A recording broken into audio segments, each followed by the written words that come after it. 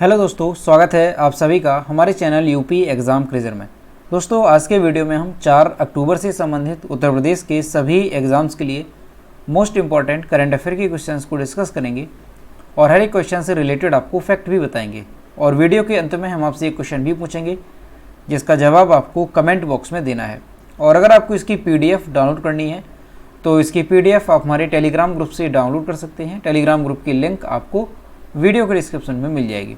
तो चलिए शुरू करते हैं। वीडियो स्टार्ट करने से पहले हम एक इम्पॉर्टेंट टॉपिक को कवर करते हैं। यूपी जीके से रिलेटेड का आज हमारा टॉपिक है, क्या है, उत्तर प्रदेश के एक जिला एक उत्पाद। इसको हम कवर करेंगे। तो देखेंगे आगरा का एक जिला एक उत्पाद क्या है, तो चमड़ा उत्पाद एवं स्टोन मार्बल से निर्मित सभी हस्तशिल्प उत्पाद। ठीक है, याद रखेंगे आप, ये आगरा का एक जिला एक उत्पाद है।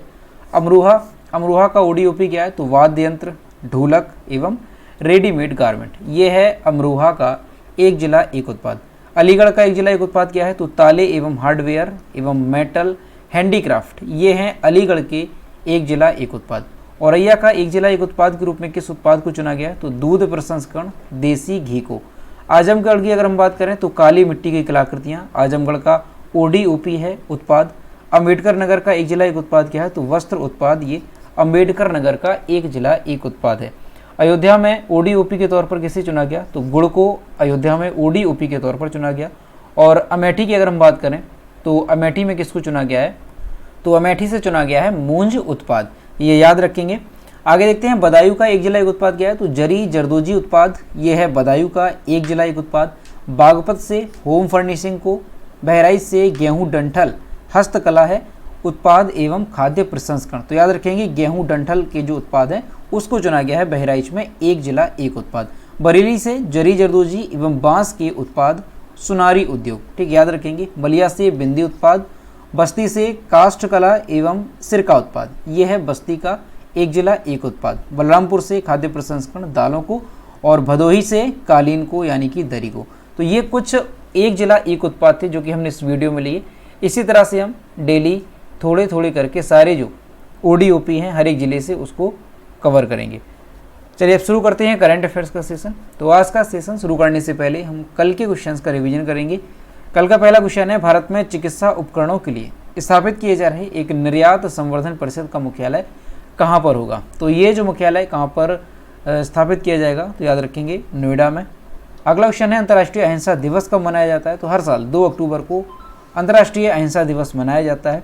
दोस्तों, उत्तर प्रदेश करंट अफेयर की लास्ट 8 मंथ की अगर आपको PDF ई बुक डाउनलोड करनी है तो इसकी लिंक आपको वीडियो के डिस्क्रिप्शन में मिल जाएगी। वहाँ से आप इसकी PDF डाउनलोड कर पाएंगे। ये जो PDF ई बुक है इसमें हमने जनवरी से लेकर के अगस्त 2022 तक यानी कि पिछले 8 महीनों के उत्तर प्रदेश करंट अफेयर के सभी इंपॉर्टेंट क्वेश्चंस को विस्तार पूर्वक बताया है। और दोस्तों, अगर इसे डाउनलोड करने में कोई प्रॉब्लम होती है तो साइट पर आपको WhatsApp नंबर और ईमेल मिल जाएगा जिस पर आप कॉन्टैक्ट कर सकते हैं। अगला क्वेश्चन है, राज्य के किस एयरपोर्ट पर omni range Doppler radar system लगाया जाएगा, तो गोरखपुर एयरपोर्ट पर। अगला है, 36वें राष्ट्रीय खेलों में भवानी देवी और इलावेनिल वलारिवन ने कौन सा पदक जीता, तो इन्होंने स्वर्ण पदक जीता है 36वें राष्ट्रीय खेलों में। यहाँ इनकी इमेज देख सकते हैं। अगला क्वेश्चन है, हाल ही में साल 2021 के लिए लता मंगेशकर पुरस्कार किसे दिया गया, तो साल 2021 के लिए दिया गया है कुमार सानू को। ऑप्शन नंबर बी इसका करेक्ट होगा। अगला है, हाल ही में किस राज्य सरकार ने आसरा पेंशन योजना की शुरुआत की है, तो तेलंगाना सरकार ने।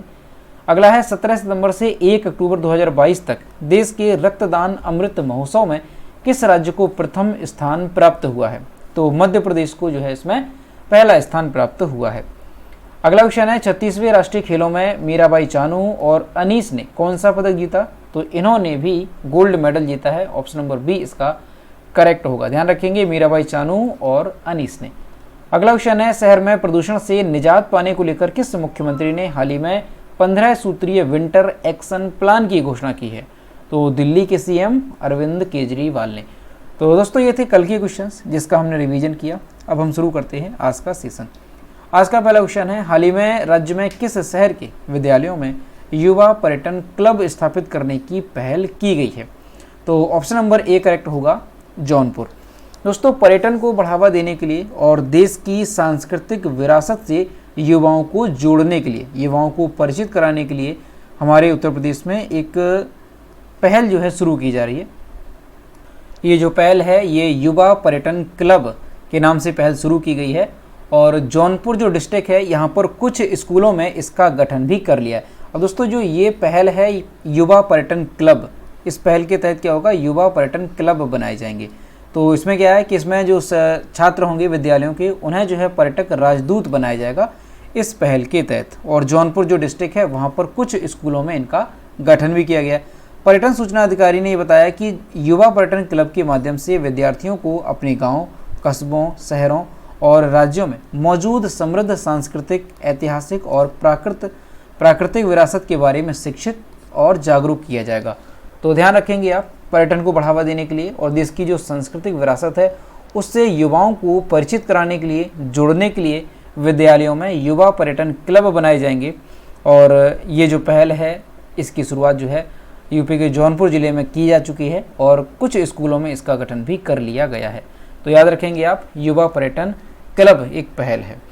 अगला क्वेश्चन है, कहाँ पर महिला उद्यमियों और व्यापारियों को बढ़ावा देने के लिए जल्द ही अखिल महिला बाजार का शिलान्यास किया जाएगा। तो इसका जो करेक्ट आंसर है वो है ऑप्शन नंबर 20 का करेक्ट हो जाएगा, लखनऊ में। दोस्तों लखनऊ शहर में महिला उद्यमियों और व्यापारियों को बढ़ावा देने के लिए जल्द ही अखिल महिला बाजार खुलने वाली है। इसका शिलान्यास 19 अक्टूबर को चारबाग इलाके में किए जाने की उम्मीद है। और दोस्तों ये जो अखिल महिला बाजार है इसकी जो प्रस्ताव है वो पहले ही इसका प्रस्ताव जो है आ चुका था। कब? तो अंतर्राष्ट्रीय महिला दिवस के अवसर पर जो है ये प्रस्ताव किया गया था। अंतर्राष्ट्रीय महिला दिवस कब होता है? तो 8 मार्च को होता है, याद रखेंगे। तो दोस्तों ये जो अखिल महिला बाजार है इसकी क्या खासियत होगी? तो इसकी खासियत ये होगी कि यहाँ पर जो स्टॉल लगाए जाएंगे, आप कह सकते हैं जो दुकानें लगाई जाएंगी, जो बाज़ार होगा पूरा, तो यहाँ पर जो विक्रेता होगा वो भी महिलाएं होंगी और इसमें जो खरीदार होंगे वो भी महिलाएं होंगी। यानी ये जो बाज़ार है ये पूरी तरह से कैसा होगा? महिलाओं का ये बाज़ार होगा। यहाँ पर जो महिला उद्यमी हैं उनको जो है प्रोत्साहन दिया जाएगा, उनको बढ़ाने के लिए उनको जो है मौका दिया जाएगा इस अखिल महिला बाजार के माध्यम से। ठीक है, याद रखेंगे आप कि किस शहर में अखिल महिला बाजार खुलने वाला है हमारे यूपी में। तो लखनऊ शहर में ये अखिल महिला बाजार खुलने वाला है। अगला क्वेश्चन है, किस राज्य में सरकारी बसों की यात्रा के लिए दिव्यांगों को स्मार्ट यात्रा कार्ड प्रदान किया जाएगा? तो ऑप्शन नंबर डी करेक्ट होगा, उत्तर प्रदेश में। दोस्तों उत्तर प्रदेश में दिव्यांगों के लिए एक कार्ड प्रदान किया जाएगा और ये जो कार्ड होगा ये स्मार्ट यात्रा कार्ड के नाम से ये कार्ड होगा। अब ये क्यों दिया जाएगा, इसकी क्या वजह है? तो दोस्तों जो दिव्यांग हैं उनके लिए फर्जी पास बनवाने वालों पर रोक लगाने के लिए ऐसा किया गया है। तो उत्तर प्रदेश परिवहन निगम की जो बसें हैं उसमें दिव्यांगों के लिए स्मार्ट यात्रा कार्ड प्रदान किया जाएगा। इससे जो फर्जी वाला है इस पर रोक लगेगी। तो याद रखेंगे आप, किस राज्य में दिव्यांगों के लिए स्मार्ट यात्रा कार्ड प्रदान किए जाएंगे? तो उत्तर प्रदेश में। और उद्देश्य क्या है इसका? तो दिव्यांगों के लिए जो फर्जी पास बनवाने वाले हैं उन पर रोक लगाना इसका उद्देश्य रहेगा। अगला क्वेश्चन है, हाल ही में चिकित्सा के क्षेत्र में नोबेल पुरस्कार 2022 से किसे सम्मानित किया गया? तो ऑप्शन नंबर 20 का करेक्ट होगा, स्वाति पैबो। मोस्ट इंपॉर्टेंट क्वेश्चन रहेगा, याद रखेंगे आप। यहाँ पर आप इनकी इमेज देख सकते हैं, ये कौन है? ये हैं नोबेल पुरस्कार 2022 से सम्मानित होने वाले चिकित्सा के क्षेत्र में स्वाति पैबो। दोस्तों स्वीडन के स्वाति पैबो, नाम याद रखेंगे, स्वाति पैबो। इन्हें जो है फिजियोलॉजी या मेडिसिन के क्षेत्र में नोबेल पुरस्कार 2022 से सम्मानित किया गया। या आप आसानी से याद रख सकते हैं कि चिकित्सा के क्षेत्र में अगर आपसे कहा जाए चिकित्सा के क्षेत्र में 2022 में नोबेल पुरस्कार किसे दिया गया, तो याद रखेंगे स्वाति पैबो को।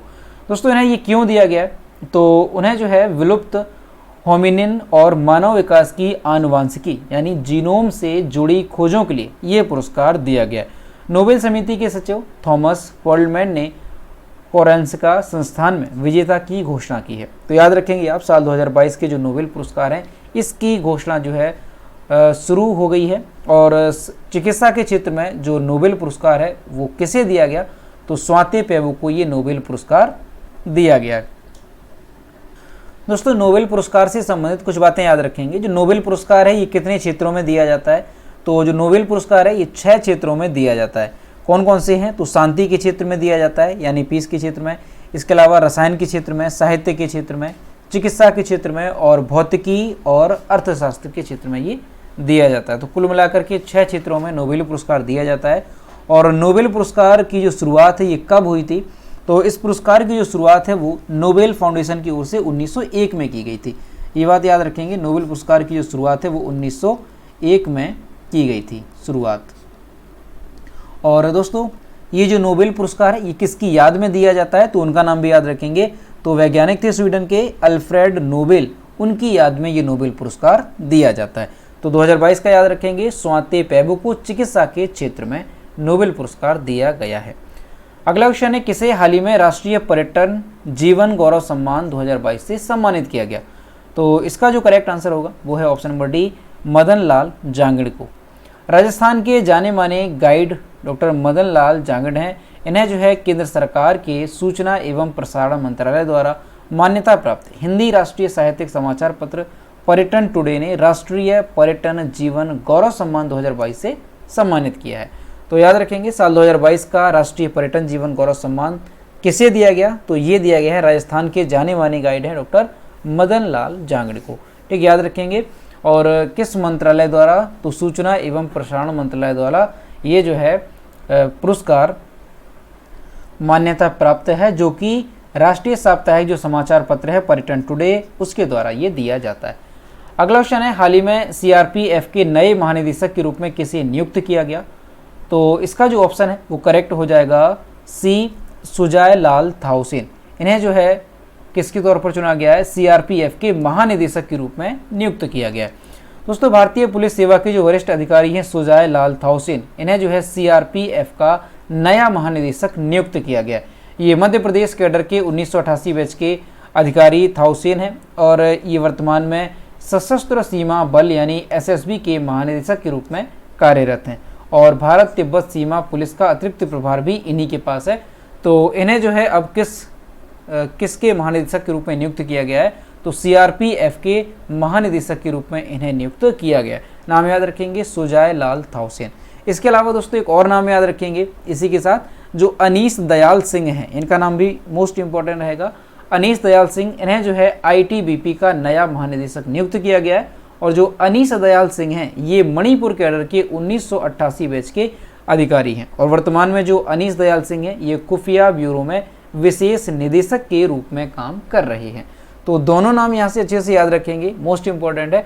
आने वाले एग्जाम में यहाँ से क्वेश्चन पूछा जा सकता है कि सीआरपीएफ का नया महानिदेशक के रूप में किसे नियुक्त किया गया, तो सुजाय लाल थाउसेन को। और आईटीबीपी का अगर महानिदेशक पूछा जाए तो अनीस दयाल सिंह को।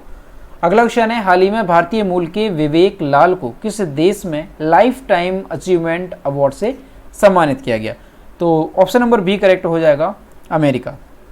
दोस्तों अमेरिका में जनरल एटॉमिक्स ग्लोबल कॉरपोरेशन मुख्य कार्यकारी अधिकारी विवेक लाल को अमेरिकी राष्ट्रपति जो बाइडेन द्वारा लाइफ टाइम अचीवमेंट अवार्ड से सम्मानित किया गया है। ये जो पुरस्कार है उन्हें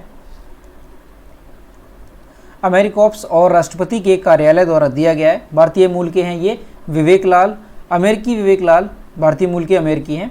तो वर्तमान में जनरल एटॉमिक्स ग्लोबल कॉरपोरेशन के ये मुख्य कार्यकारी अधिकारी हैं। तो इनका नाम याद रखेंगे कि किस व्यक्ति को जो कि भारतीय मूल के हैं उन्हें अमेरिका द्वारा लाइफ टाइम अचीवमेंट अवार्ड से सम्मानित किया गया। तो नाम याद रखेंगे विवेक लाल, ये भारतीय मूल के अमेरिकी नागरिक हैं। अगला क्वेश्चन है, विश्व कृषि पशु दिवस कब मनाया जाता है। तो ऑप्शन नंबर ए करेक्ट होगा, 2 अक्टूबर को ये मनाया जाता है। विश्व कृषि पशु दिवस 2 अक्टूबर को मनाया जाता है। ये जो दिवस है महात्मा गांधी की जयंती का प्रतीक है, क्योंकि 2 अक्टूबर को ही महात्मा गांधी का जन्म हुआ था। यह दिन उन जानवरों की अनावश्यक पीड़ा और मृत्यु को उजागर करने के लिए समर्पित है जिन्हें भोजन के लिए पाला और फिर वध किया जाता है।